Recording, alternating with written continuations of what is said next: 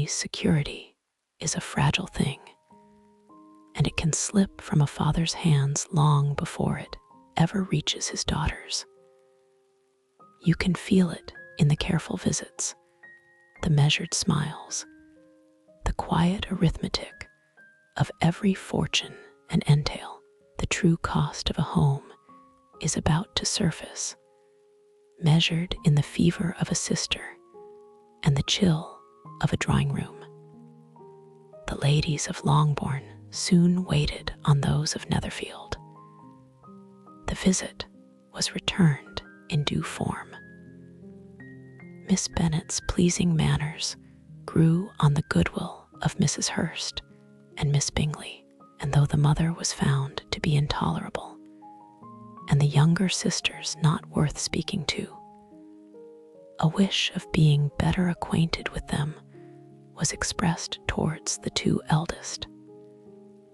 By Jane, this attention was received with the greatest pleasure, but Elizabeth still saw superciliousness in their treatment of everybody, hardly excepting even her sister, and could not like them, though their kindness to Jane, such as it was, had a value as arising, in all probability, from the influence of their brother's admiration. It was generally evident, whenever they met, that he did admire her, and to her it was equally evident that Jane was yielding to the preference which she had begun to entertain for him from the first, and was in a way to be very much in love. But she considered with pleasure that it was not likely to be discovered by the world in general, since Jane united with great strength of feeling, a composure of temper, and an uniform cheerfulness of manner, which would guard her from the suspicions of the impertinent. She mentioned this to her friend, Miss Lucas. "It may, perhaps, be pleasant," replied Charlotte, "to be able to impose on the public in such a case, but it is sometimes a disadvantage to be so very guarded. If a woman conceals her affection with the same skill from the object of it, she may lose the opportunity of fixing him, and it will then be but poor consolation to believe the world equally in the dark. There is so much of gratitude or vanity in almost every attachment that it is not safe to leave any to itself. We can all begin freely. A slight preference is natural enough, but there are very few of us who have heart enough to be really in love without encouragement. In 9 cases out of 10, a woman had better show more affection than she feels. Bingley likes your sister, undoubtedly, but he may never do more than like her if she does not help him on. But she does help him on, as much as her nature will allow. If I can perceive her regard for him, he must be a simpleton indeed not to discover it too. Remember, Eliza, that he does not know Jane's disposition as you do. But if a woman is partial to a man and does not endeavor to conceal it, he must find it out. Perhaps he must, if he sees enough of her. But though Bingley and Jane meet tolerably often, it is never for many hours together. And as they always see each other in large mixed parties, it is impossible that every moment should be employed in conversing together. Jane should therefore make the most of every half hour in which she can command his attention. When she is secure of him, there will be leisure for falling in love as much as she chooses. "Your plan is a good one," replied Elizabeth, "where nothing is in question but the desire of being well married, and if I were determined to get a rich husband, or any husband. I dare say I should adopt it. But these are not Jane's feelings. She is not acting by design. As yet, she cannot even be certain of the degree of her own regard, nor of its reasonableness. She has known him only a fortnight. She danced 4 dances with him at Meryton. She saw him one morning at his own house, and has since dined in company with him 4 times. This is not quite enough to make her understand his character. Not as you represent it. Had she merely dined with him, she might only have discovered whether he had a good appetite. But you must remember that 4 evenings have been also spent together, and 4 evenings may do a great deal. Yes, these 4 evenings have enabled them to ascertain that they both like Vington better than commerce. But with respect to any other leading characteristic, I do not imagine that much has been unfolded. Well, said Charlotte, I wish Jane success with all my heart, and if she were married to him tomorrow, I should think she had as good a chance of happiness as if she were to be studying his character for a 12-month. Happiness in marriage is entirely a matter of chance. If the dispositions of the parties are ever so well known to each other, or ever so similar beforehand, it does not advance their felicity in the least. They always continue to grow sufficiently unlike afterwards to have their share of vexation, and it is better to know as little as possible of the defects of the person with whom you are to pass your life. You make me laugh, Charlotte, but it is not sound. You know it is not sound, and that you would never act in this way yourself. Occupied in observing Mr. Bingley's attention to her sister, Elizabeth was far from suspecting that she was herself becoming an object of some interest in the eyes of his friend. Mr. Darcy had at first scarcely allowed her to be pretty. He had looked at her without admiration at the ball, and when they next met, he looked at her only to criticize. But no sooner had he made it clear to himself and his friends that she had hardly a good feature in her face than he began to find it was rendered uncommonly intelligent by the beautiful expression of her dark eyes. To this discovery succeeded some others equally mortifying. Though he had detected with a critical eye more than one failure of perfect symmetry in her form, he was forced to acknowledge her figure to be light and pleasing, and in spite of his asserting that her manners were not those of the fashionable world, he was caught by their easy playfulness. Of this she was perfectly unaware. To her, he was only the man who made himself agreeable nowhere, and who had not thought her handsome enough to dance with.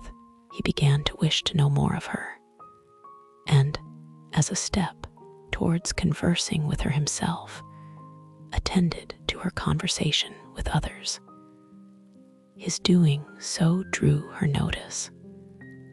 It was at Sir William Lucas's, where a large party were assembled. "What does Mr. Darcy mean," said she to Charlotte, "by listening to my conversation with Colonel Forster? That is a question which Mr. Darcy only can answer.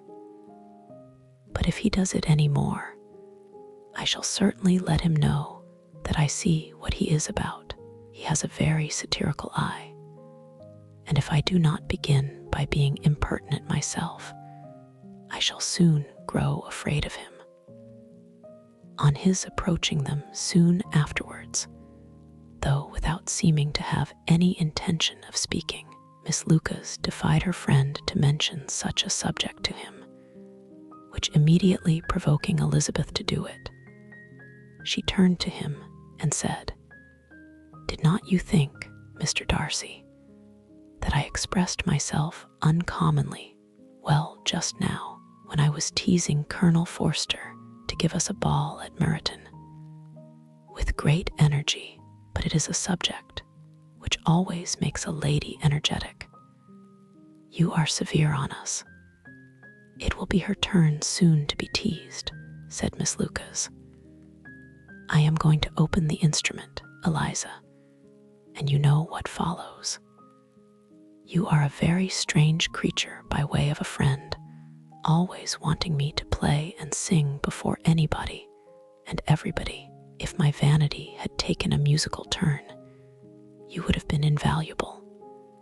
But as it is, I would really rather not sit down before those who must be in the habit of hearing the very best performers." On Miss Lucas's persevering, however, she added, "Very well, if it must be so, it must." And gravely glancing at Mr. Darcy, "There is a very fine old saying, which everybody here is of course familiar with, keep your breath to cool your porridge end. I shall keep mine to swell my song." Her performance was pleasing, though by no means capital, after a song or two, and before she could reply to the entreaties of several that she would sing again, she was eagerly succeeded at the instrument by her sister Mary, who, having, in consequence of being the only plain one in the family, worked hard for knowledge and accomplishments, was always impatient for display. Mary had neither genius nor taste, and though vanity had given her application, it had given her likewise a pedantic air and conceited manner, which would have injured a higher degree of excellence than she had reached.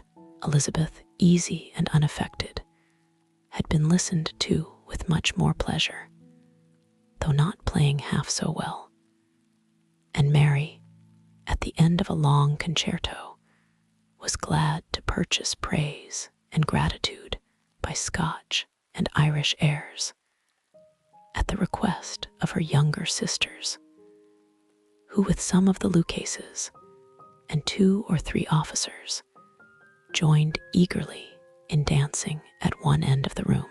Mr. Darcy stood near them in silent indignation at such a mode of passing the evening, to the exclusion of all conversation, and was too much engrossed by his own thoughts to perceive that Sir William Lucas was his neighbor, till Sir William thus began: "What a charming amusement for young people this is, Mr. Darcy. There is nothing like dancing, after all. I consider it as one of the first refinements of polished societies." "Certainly, sir, and it has the advantage also of being in vogue amongst the less polished societies of the world. Every savage can dance." Sir William only smiled. "Your friend performs delightfully," he continued after a pause, on seeing Bingley join the group, "and I doubt not that you are an adept in the science yourself, Mr. Darcy. You saw me dance at Meryton, I believe, sir?" "Yes, indeed, and received no inconsiderable pleasure from the sight. Do you often dance at St. James's?" "Never, sir." "Do you not think it would be a proper compliment to the place?" "It is a compliment which I never pay to any place if I can avoid it." "You have a house in town, I conclude," Mr. Darcy bowed. "I had once some thoughts of fixing in town myself, for I am fond of superior society, but I did not feel quite certain that the air of London would agree with Lady Lucas.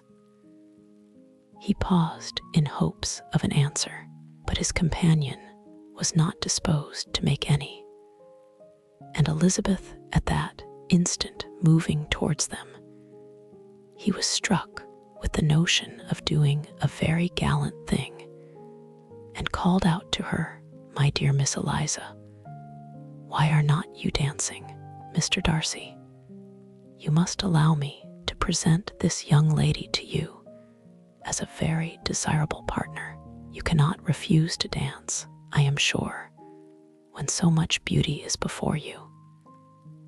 And taking her hand, he would have given it to Mr. Darcy, who, though extremely surprised, was not unwilling to receive it, when she instantly drew back, and said with some discomposure to Sir William, "Indeed, sir, I have not the least intention of dancing. I entreat you not to suppose that I moved this way in order to beg for a partner." Mr. Darcy, with grave propriety, requested to be allowed the honor of her hand, but in vain. Elizabeth was determined, nor did Sir William at all shake her purpose by his attempt at persuasion. "You excel so much in the dance, Miss Eliza, that it is cruel to deny me the happiness of seeing you, and though this gentleman dislikes the amusement in general, he can have no objection, I am sure, to oblige us for 1/2 hour." "Mr. Darcy is all politeness," said Elizabeth, smiling. "He is, indeed, but considering the inducement, my dear Miss Eliza, we cannot wonder at his complaisance, for who would object to such a partner?" Elizabeth looked archly and turned away. Her resistance had not injured her with the gentleman, and he was thinking of her with some complacency, when thus accosted by Miss Bingley. "I can guess the subject of your reverie." "I should imagine not. You are considering how insupportable it would be to pass many evenings in this manner in such society, and indeed I am quite of your opinion. I was never more annoyed. The insipidity, and yet the noise, the nothingness, and yet the self-importance of all these people. What would I give to hear your strictures on them? Your conjecture is totally wrong, I assure you. My mind was more agreeably engaged. I have been meditating on the very great pleasure which a pair of fine eyes in the face of a pretty woman can bestow." Miss Bingley immediately fixed her eyes on his face, and desired he would tell her what lady had the credit of inspiring such reflections. Mr. Darcy replied, with great intrepidity, "Miss Elizabeth Bennet." "Miss Elizabeth Bennet," repeated Miss Bingley. "I am all astonishment. How long has she been such a favorite? And pray, when am I to wish you joy?" "That is exactly the question which I expected you to ask. A lady's imagination is very rapid. It jumps from admiration to love, from love to matrimony.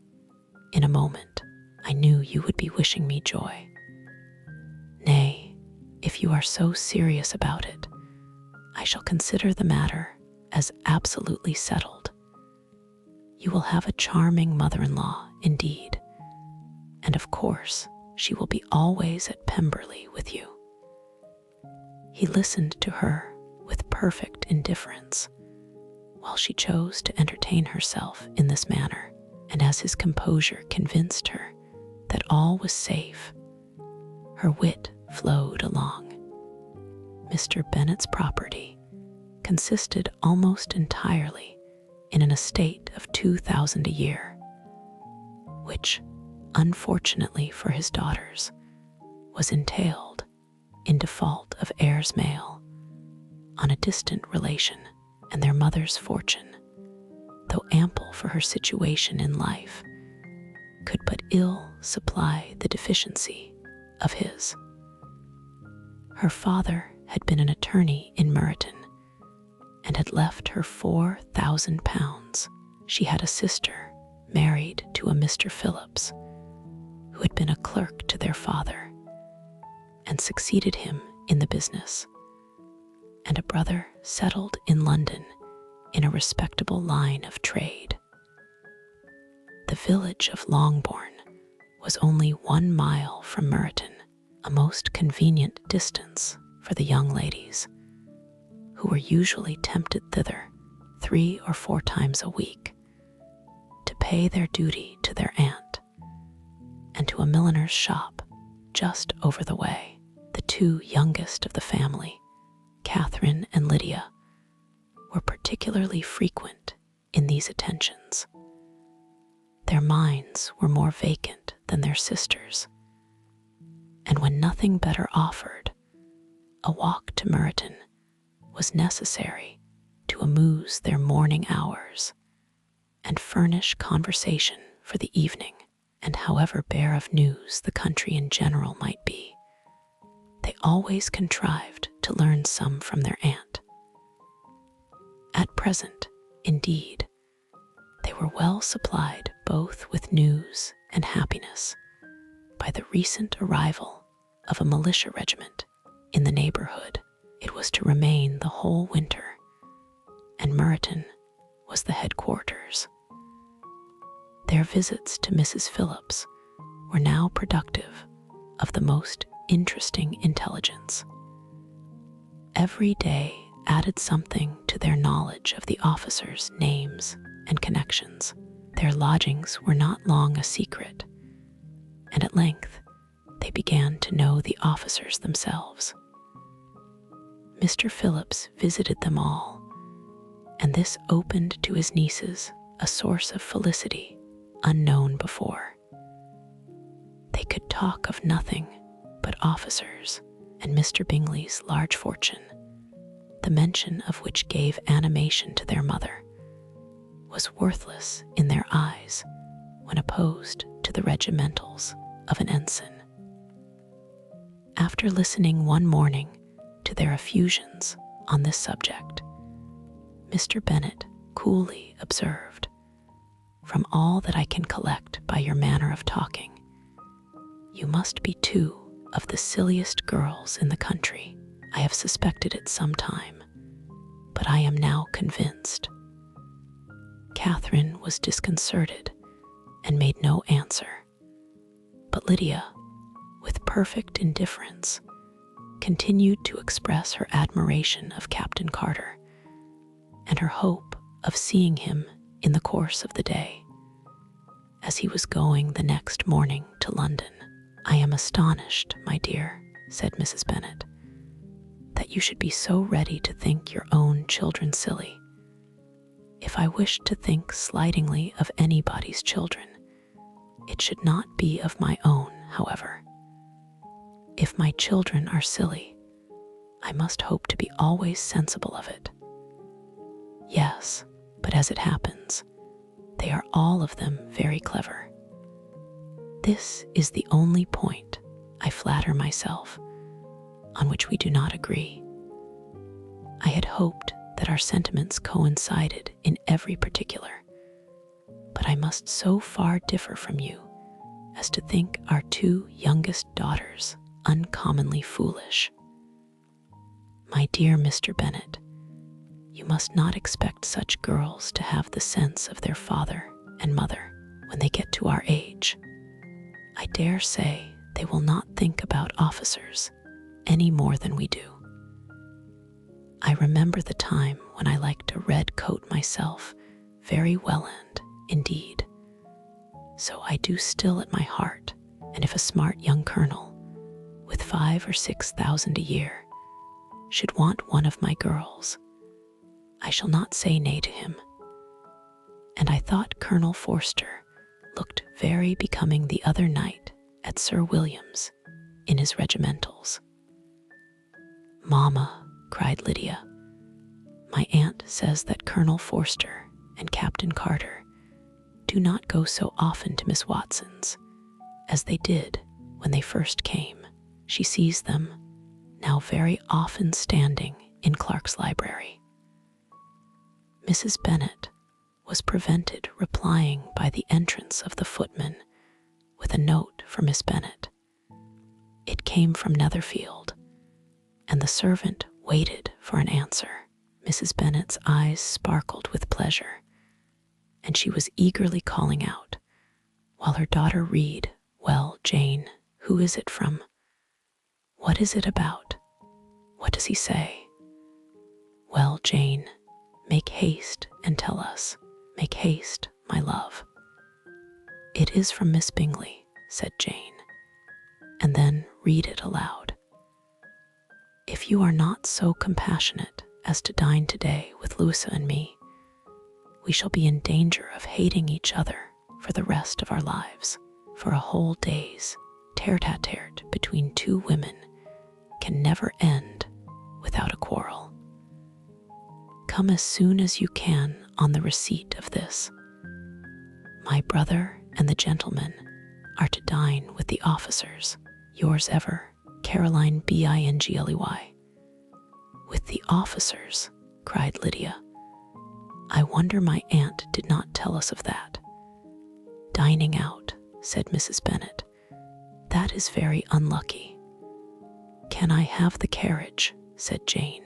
"No, my dear, you had better go on horseback, because it seems likely to rain, and then you must stay all night."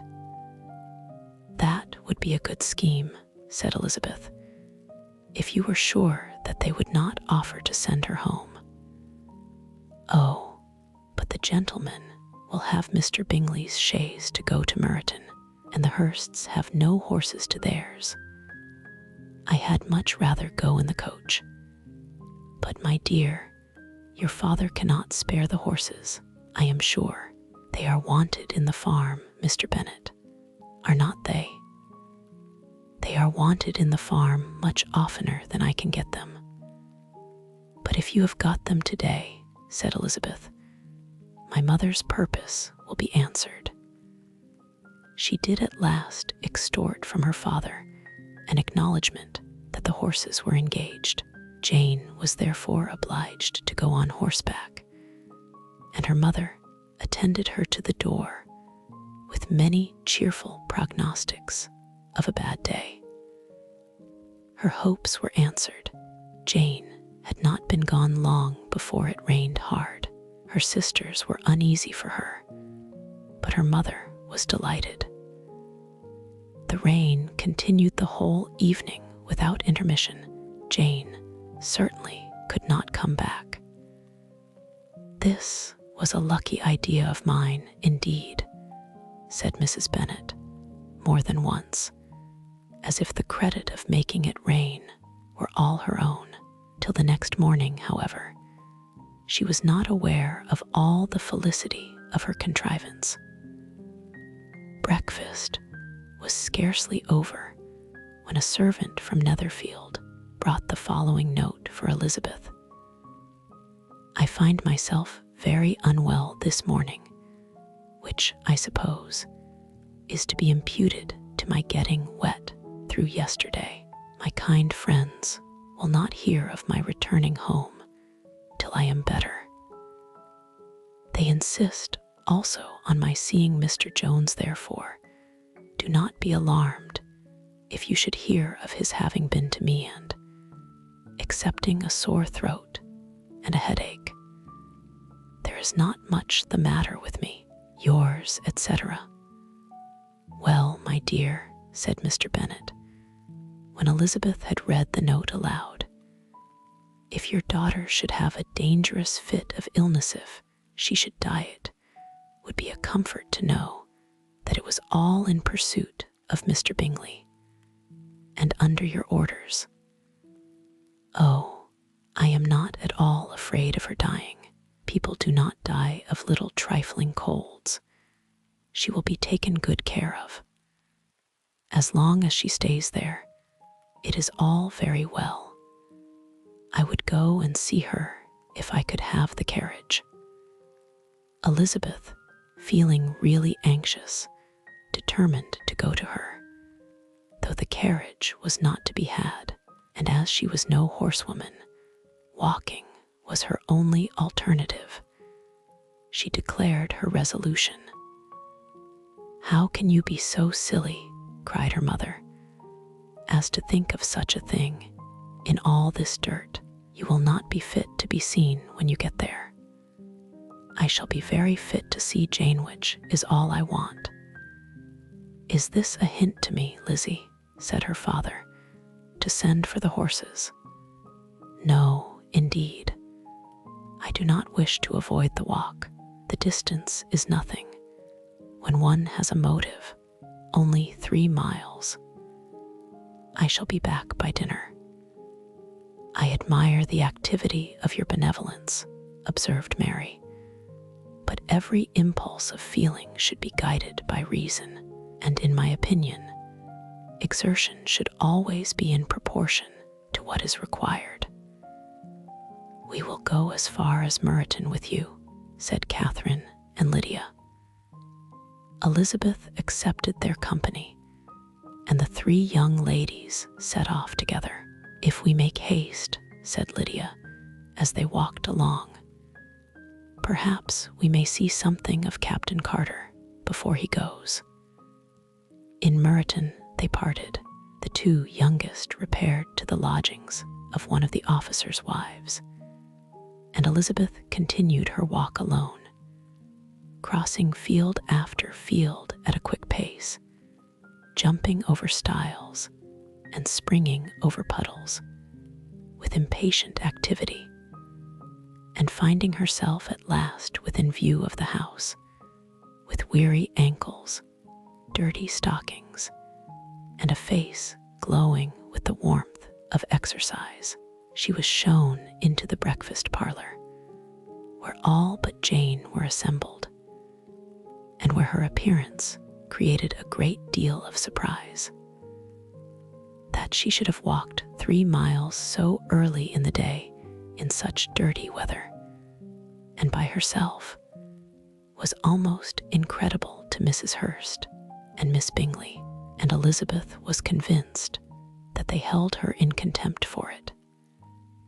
She was received, however, very politely by them, and in their brother's manners there was something better than politeness. There was good humor and kindness.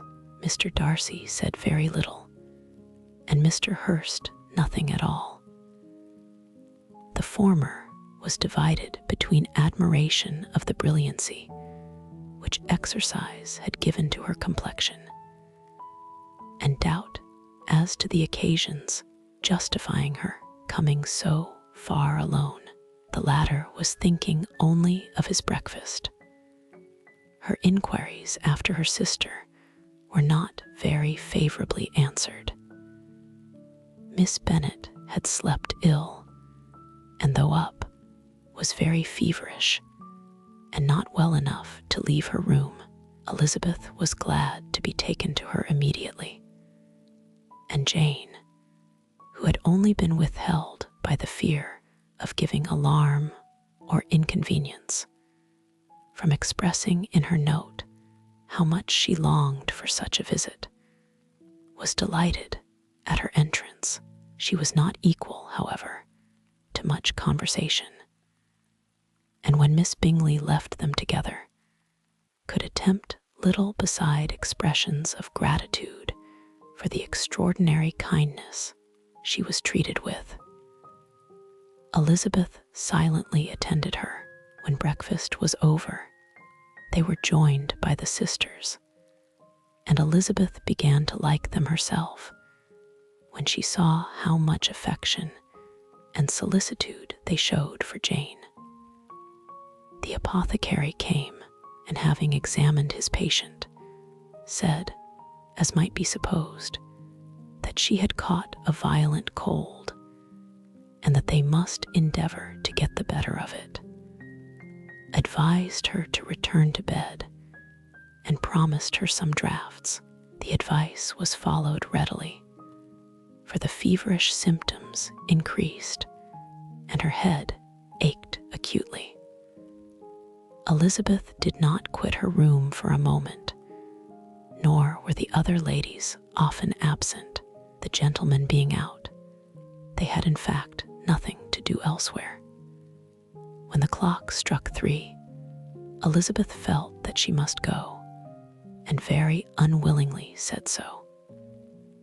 Miss Bingley offered her the carriage, and she only wanted a little pressing to accept it, when Jane testified such concern at parting with her that Miss Bingley was obliged to convert the offer of the chaise into an invitation to remain at Netherfield for the present. Elizabeth most thankfully consented, and a servant was dispatched to Longbourn to acquaint the family with her stay and bring back a supply of clothes. At 5 o'clock the two ladies retired to dress, and at 6:30 Elizabeth was summoned to dinner. To the civil inquiries, which then poured in, and amongst which she had the pleasure of distinguishing the much superior solicitude of Mr. Bingley, she could not make a very favorable answer. Jane was by no means better. The sisters, on hearing this, repeated 3 or 4 times how much they were grieved, how shocking it was to have a bad cold, and how excessively they disliked being ill themselves, and then thought no more of the matter. And their indifference towards Jane, when not immediately before them, restored Elizabeth to the enjoyment of all her original dislike. Their brother, indeed, was the only one of the party whom she could regard with any complacency. His anxiety for Jane was evident, and his attentions to herself most pleasing, and they prevented her feeling herself so much an intruder as she believed she was considered by the others. She had very little notice from any but him. Miss Bingley was engrossed by Mr. Darcy, her sister scarcely less so, and as for Mr. Hurst, by whom Elizabeth sat, he was an indolent man who lived only to eat, drink, and play at cards, who, when he found her prefer a plain dish to a ragout, had nothing to say to her. When dinner was over, she returned directly to Jane, and Miss Bingley began abusing her as soon as she was out of the room. Her manners were pronounced to be very bad, indeed a mixture of pride and impertinence. She had no conversation, no style, no taste, no beauty. Mrs. Hurst thought the same, and added she has nothing, in short, to recommend her, but being an excellent walker. I shall never forget her appearance this morning. She really looked almost wild. She did, indeed, Louisa. I could hardly keep my countenance. Very nonsensical to come at all. Why must she be scampering about the country? Because her sister had a cold, her hair so untidy, so blowsy. Yes, and her petticoat. I hope you saw her petticoat, 6 inches deep in mud. I am absolutely certain. And the gown which had been let down to hide it not doing its office. Your picture may be very exact, Louisa, said Bingley, but this was all lost upon me. I thought Miss Elizabeth Bennet looked remarkably well when she came into the room this morning. Her dirty petticoat quite escaped my notice. You observed it, Mr. Darcy, I am sure, said Miss Bingley, and I am inclined to think that you would not wish to see your sister make such an exhibition. Certainly not. To walk 3 miles, or 4 miles, or 5 miles, or whatever it is, above her ankles in dirt, and alone, quite alone. What could she mean by it? It seems to me to show an abominable sort of conceited independence, a most country town indifference to decorum. It shows an affection for her sister that is very pleasing, said Bingley. I am afraid, Mr. Darcy, observed Miss Bingley, in a half-whisper, that this adventure has rather affected your admiration of her fine eyes. Not at all, he replied. They were brightened by the exercise. A short pause followed this speech, and Mrs. Hurst began again. I have an excessive regard for Jane Bennet. She is really a very sweet girl, and I wish, with all my heart, she were well settled. But with such a father and mother, and such low connections, I am afraid there is no chance of it. I think I have heard you say that their uncle is an attorney in Meryton. Yes, and they have another, who lives somewhere near Cheapside. That is capital, added her sister, and they both laughed heartily. If they had uncles enough to fill all Cheapside, cried Bingley, it would not make them one jot less agreeable. But it must very materially lessen their chance of marrying men of any consideration in the world, replied Darcy. To this speech, Bingley made no answer, but his sisters gave it their hearty assent, and indulged their mirth for some time at the expense of their dear friend's vulgar relations. With a renewal of tenderness, however, they repaired to her room on leaving the dining parlor, and sat with her till summoned to coffee. She was still very poorly, and Elizabeth would not quit her at all till late in the evening, when she had the comfort of seeing her asleep, and when it appeared to her rather right than pleasant that she should go down stairs herself. On entering the drawing-room, she found the whole party at loo, and was immediately invited to join them. But suspecting them to be playing high, she declined it, and making her sister the excuse, said she would amuse herself, for the short time she could stay below, with a book.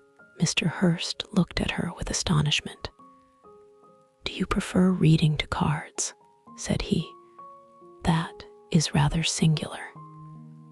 Miss Eliza Bennet, said Miss Bingley, despises cards. She is a great reader, and has no pleasure in anything else. I deserve neither such praise nor such censure, cried Elizabeth. I am not a great reader, and I have pleasure in many things. In nursing your sister, I am sure you have pleasure, said Bingley, and I hope it will soon be increased by seeing her quite well. Elizabeth thanked him from her heart, and then walked towards a table where a few books were lying. He immediately offered to fetch her others, all that his library afforded, and I wish my collection were larger for your benefit and my own credit. But I am an idle fellow, and though I have not many, I have more than I ever looked into. Elizabeth assured him that she could suit herself perfectly with those in the room. I am astonished, said Miss Bingley, that my father should have left so small a collection of books. What a delightful library you have at Pemberley, Mr. Darcy. It ought to be good, he replied. It has been the work of many generations. And then you have added so much to it yourself. You are always buying books. I cannot comprehend the neglect of a family library in such days as these. Neglect, I am sure you neglect nothing that can add to the beauties of that noble place. Charles, when you build your house, I wish it may be half as delightful as Pemberley. I wish it may, but I would really advise you to make your purchase in that neighborhood and take Pemberley for a kind of model. There is not a finer county in England than Derbyshire. With all my heart, I will buy Pemberley itself if Darcy will sell it. I am talking of possibilities, Charles. Upon my word, Caroline, I should think it more possible to get Pemberley by purchase than by imitation. Elizabeth was so much caught by what passed as to leave her very little attention for her book, and soon laying it wholly aside, she drew near the card table and stationed herself between Mr. Bingley and his eldest sister to observe the game. "Is Miss Darcy much grown since the spring?" said Miss Bingley. "Will she be as tall as I am?" "I think she will. She is now about Miss Elizabeth Bennet's height, or rather taller.